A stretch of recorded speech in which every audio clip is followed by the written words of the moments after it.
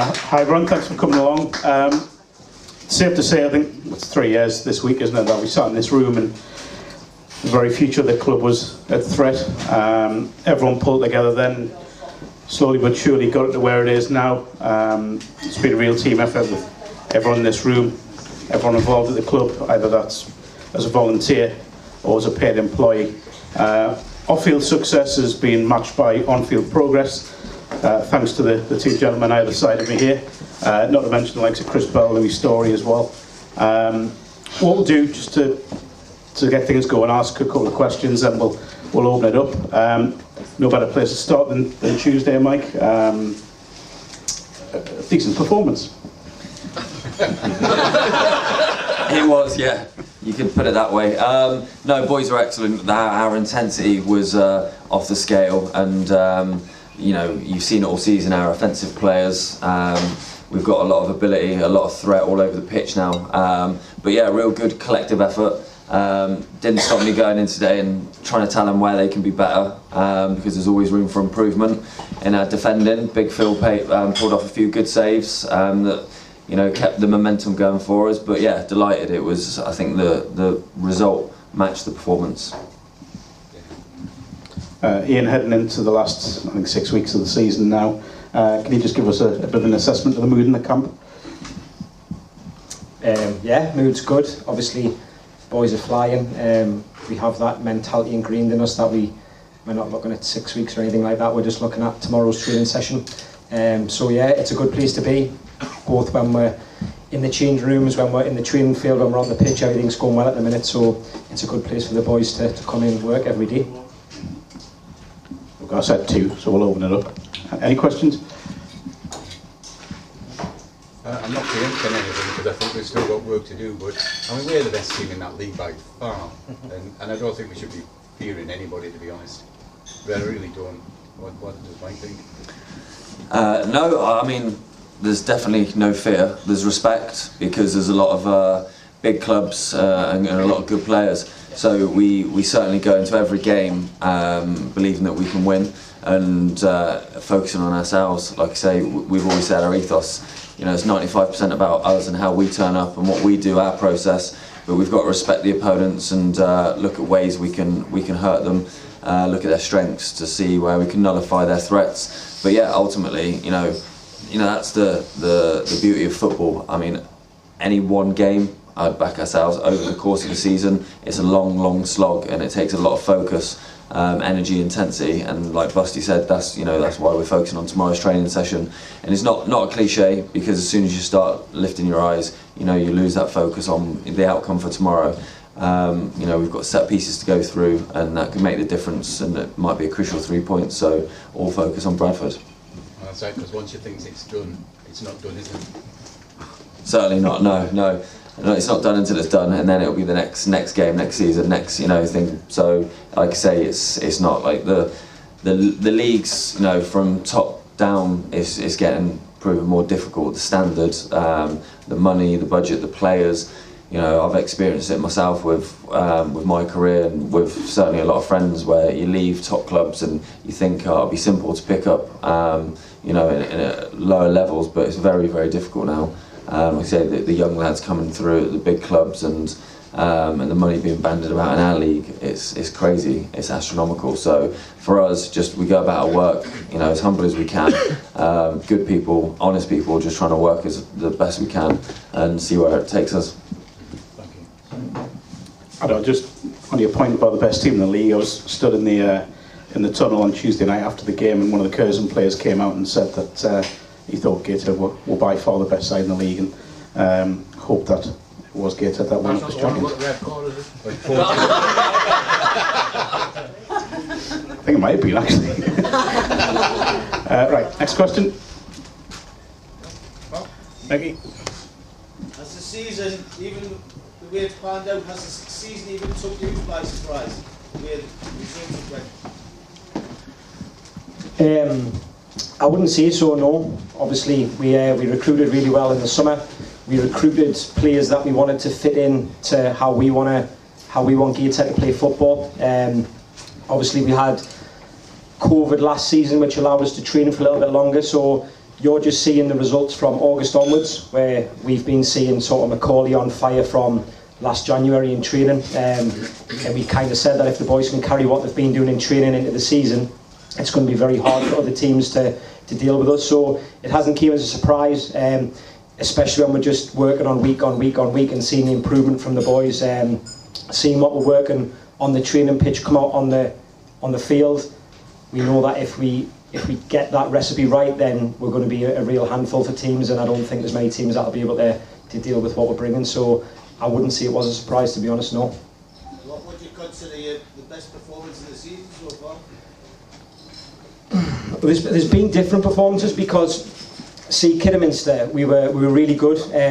A lot of fans would have looked at that as a perfect performance, but we really played with our strengths. So we were really good going forward. Obviously the front three were on fire. We defended really high, which was perfect for us. So, but that suits our style of play. But then you go to Boston on Saturday, it's a lot more long ball, it's more physical, so the boys are out of the comfort zones. So although it doesn't look like a better performance on paper, the boys are having to do things what is outside of their comfort zone. So arguably there's different, but obviously Boston on Saturday was a big result. The Kidderminster one was a massive result. Next question.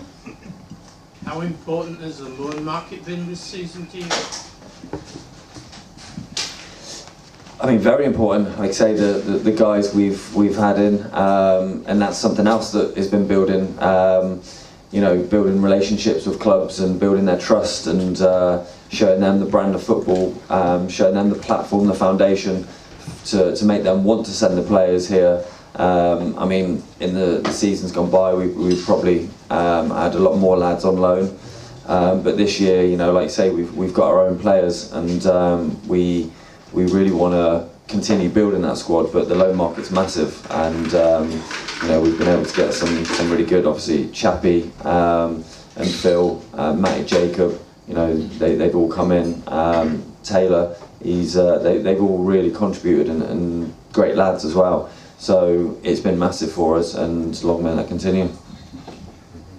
You mentioned Philip Marshall there. Do you think he's added something different since he's come in? Yeah, about 6'8". Difference.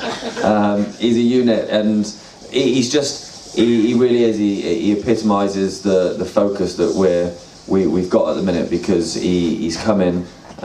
He's really taken to the boys. The boys have taken to him, and he just wants to improve.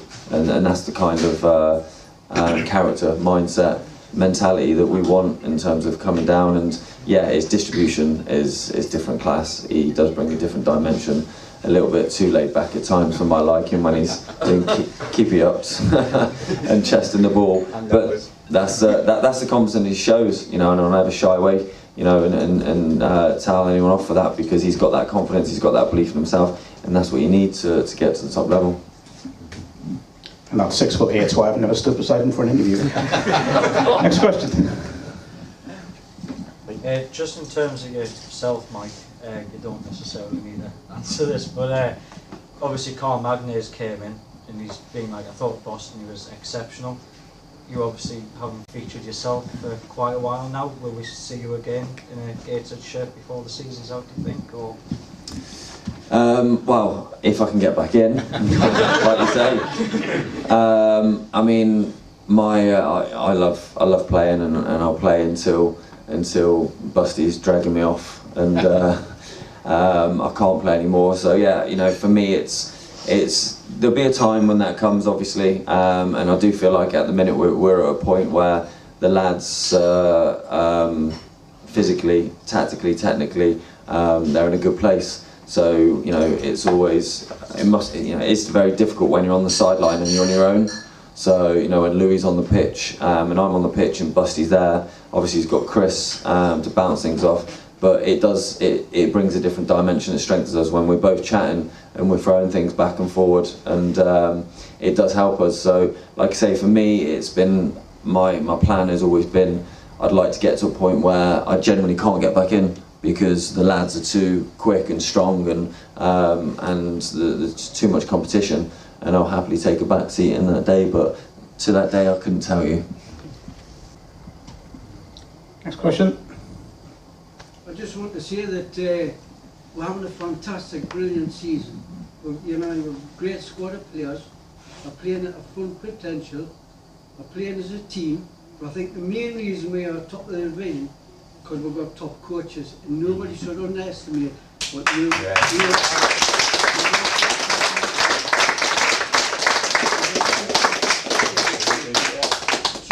Created this team, you know, you've fetched the lads in, you nurtured them, and you've got them playing as a team. You're doing a fantastic job.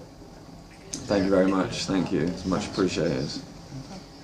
Just to quickly add to that, obviously got Lou and Chris on here, but Jack, who's doing the media, and James and people like that, and Sonia, it's all one big team. So you guys just see us as the coaches, but it's everyone back. Obviously Jack there behind the cameras doing an unbelievable job. The boys all love him, and that all adds to it as well. All adds to the energy around the place. So at the minute, the club's in a really good position because all the staff, all the group are really buying into what everyone's trying to achieve, and we're all pulling in one direction. So yeah, you're right. It's a real good place to be for everyone. See what you've done. You see the team when they're playing, they're scoring the goals. You know, the players get all the credit and that, but the coaching stuff, you know, that's something they're not forgetting about. But he's all doing a fantastic job. Thank you. Appreciate that.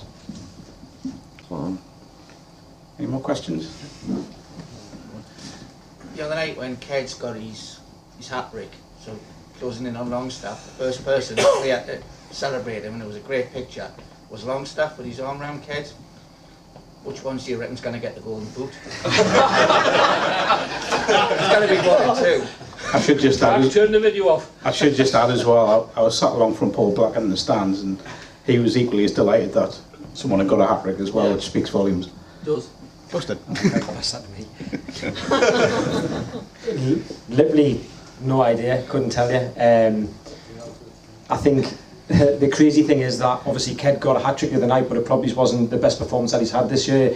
He played against Kidderminster. I thought he was outstanding. Best game I've seen him have, and didn't score. So we always just ask the boys to put the performance in, what we ask them to do on the training pitch, we ask them to carry that on the field, and then hopefully the goals will come and the performance will come. But if it doesn't, that's just football. All we ask them to do is just obviously work as hard as they possibly can. They both got different attributes. What I will see is that both of them don't get as many goals as they do without Adam and Greg. Oh, well, Adam does a lot of selfless work. He kicks himself because he doesn't get as many goals. But for me, they don't get as many goals as they get without Adam. So they're all just as important as each other.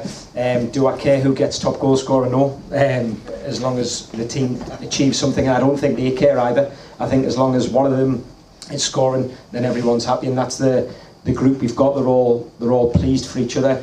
Even there's been times, and there still will be times, and there still is times where we've left boys out, and it's really hard for them to take. But we don't want them having a negative effect on the group, and they know that. So they're still positive even when they're not getting the team, which is really hard for them to do. So we've just got a real good group like that. So yeah, I don't know who's going to get top goal scorer. You're not getting out of it. I've got no idea. He's our attacking coach. Yeah, like you say, it's individually. I mean, I'm sure everybody likes their individual accolades, but ultimately it's collective. And just touching on lads who aren't getting in the squads or in the team, we always say it's the club is bigger than any individual. And sometimes it is difficult. We have to kind of shelve that emotion because the mission and the togetherness and the community and the club is always bigger than that one person's ego at the time, and it's not easy. And I think that's why it's such, it is competition, and it's healthy competition, but it's adding to you guys and watching the performances, and long may that continue. We're on a free then. I wouldn't have thought so. We'll have two more questions and then we'll start wrapping up.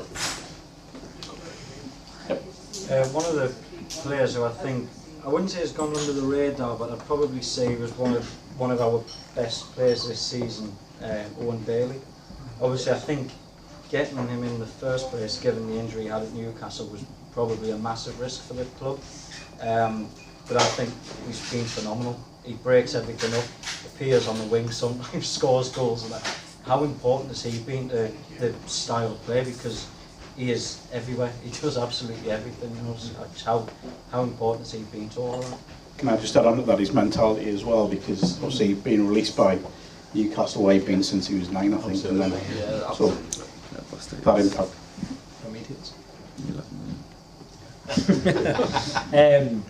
Yeah, first off, he's an unbelievable person, which is the first thing. Obviously, I'd never met him before he signed. I seen when he had that injury on social media and had a lot of support. So you kind of get the idea that he must be a good person because everyone seems to really like him.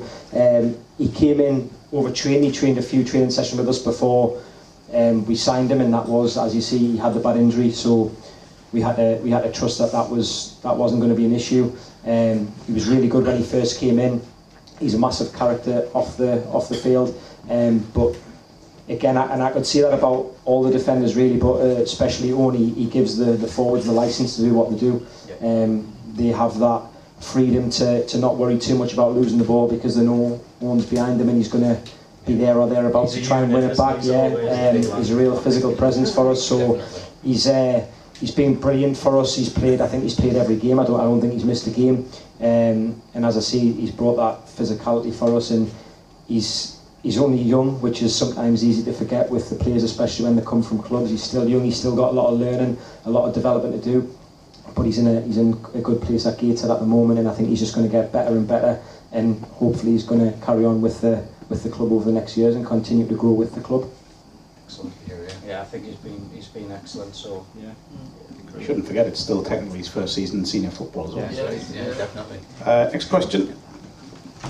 We've got a ticket, so I'm going to ask Mike and Bustis, you want to pick a player of the year, who's it going to be?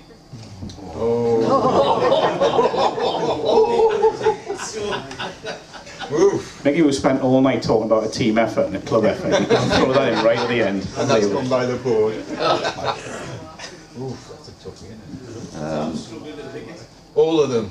No comment.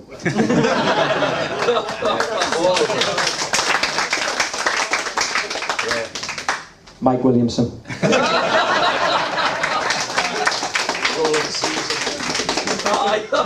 Right, everyone. I think we've got the raffle to do now. Is that now? Yeah. Just while sorting that out, thanks to everyone for coming. Notable that the mood in the room is far different from what it was 3 years ago. But there is still that.